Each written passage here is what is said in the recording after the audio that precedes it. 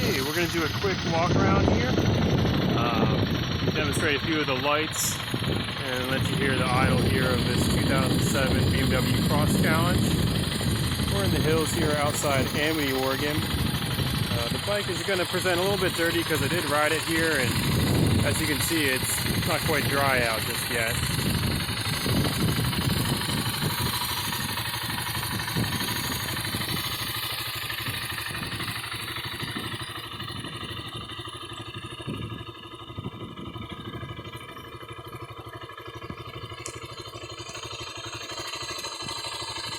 Got the 1 gallon roto packs there. I've never used it. I kind of like the look of it. I've had this bike all over, rural Oregon, deserts of Oregon, and the stock gas tank with its range of about 130 miles is good enough for me. But I think it looks cool, and it detaches quite easily. You can see one of the previous owners cut a bit of the chain guard here.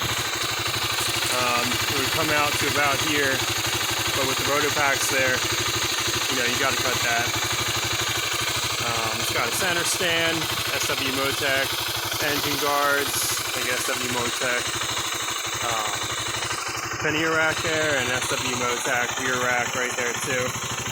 The cover is the Seat Concepts cover. It's got a great sort of grippy texture to it. Great for sitting down when you're riding off-road. The foam in there is a customization job from Mr. Ed's Moto in Albany. Ryan over there does amazing work. This is an all-day seat. You can sit in this seat for 12 hours at a time and just forget you're sitting down.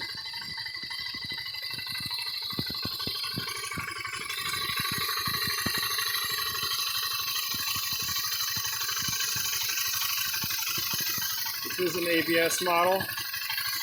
You can see the extra wire coming down there in the front. Has an LED headlight. Germans love their asymmetry. You can hear the fan come on there. The bike's been idling for about a minute before I started this video. After about a 15-minute ride. Got the stock skid plate there. Now, this being an off-road bike, you're going to notice some scratches throughout the white plastic. Somebody put a little bit of touch-up right there and right there. No matter how hard you try, you're not going to find the white that's going to match this white. White is going to be very difficult to match. Otherwise, it looks great. There's a couple of spots right here. You can see. And there's, where the straps for the soft luggage go down, some rock straps there. And down here too, there's been a bunch of various straps attached to this bike. There's been a couple tires attached to this bike and so on. Got the bark busters there. I'll rev it for you.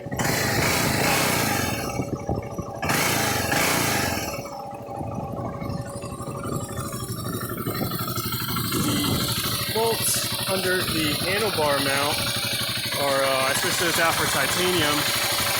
These bolts right here. Stock ones are known to bend, and the titanium ones are much stronger. Alright. The shift lever. The problem with the shift lever is it's too strong, so it's known when the bike falls down, the shift lever might not bend. And so you'll damage the shift shaft there. So there's two solutions to that. You can fit an F650 GS, sort of an older 650 single shift lever, which is a steel unit that kind of bends the right bend, or you can find some various, 450 Japanese bike that might work. That's the first option. The second option is to drill holes. I drilled about 1/4 inch to 3/8 inch holes there, try to keep it as clean as possible. Sanded down the edges, a little bit of a polished look to it. That works for me. If I could go on any other trips where I think I would break this, I would just, bring an extra lever with me, or you're gonna figure something out. This is one of those caps you put under a chair, so it slides around the floor in like a dining room. I wear anything short of motocross boots. The knurled aluminum under here is gonna rip right through your shifter boot.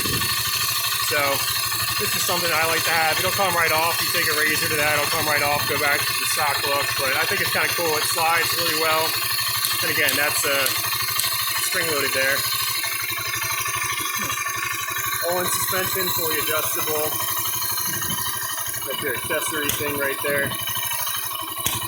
Although the bike also, I installed a battery charger. There you go, the fans come back on again. Battery charger right there. Alright. Last thing I'm going to mention is the booster plug with the fuel injection. Is little unit right here that plugs into the mass airflow sensor, which is right up in there. The previous owner installed it. It's supposed to solve some stalling issues and provide a bit smoother sort of low speed maneuvering when riding off-road and in places like here. I haven't noticed much of a difference, but it's in there if you want it. What it does is it kind of shifts the mass airflow sensor up to here. You can see back there a little bit of a rod. That's your air sensor right now with that booster plug right behind the headlight.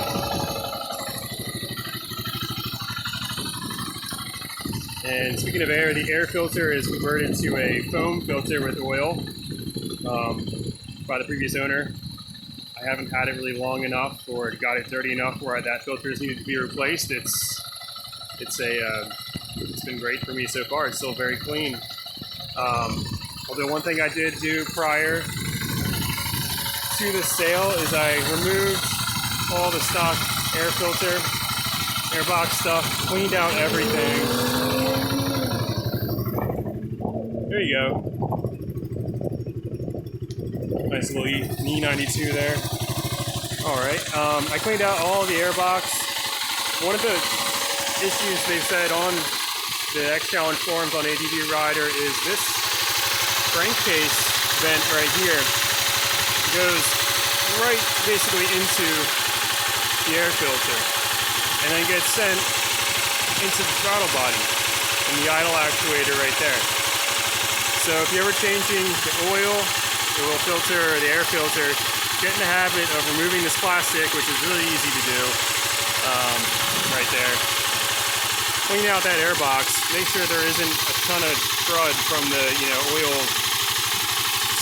vapor getting in there, because that's what can cause stalling issues, I've heard. This bike doesn't have any stalling issues, but getting that throttle body gunked up with oil residue and the idle actuator, that's going to cause a problem. Alright. Well,